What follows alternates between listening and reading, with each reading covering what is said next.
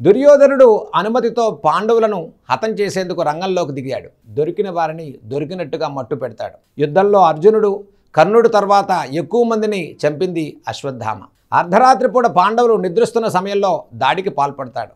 ఈ విషయాన్ని పసిగట్టిన శ్రీకృష్ణ పాండవులు అక్కడి నుంచి తప్పించుకుంటారు.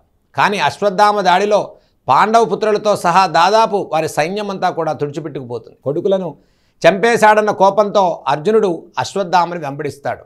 ఎదురు తిరిగిన అశ్వత్థామ బ్రహ్మాస్త్రాన్ని ప్రయోగిస్తాడు.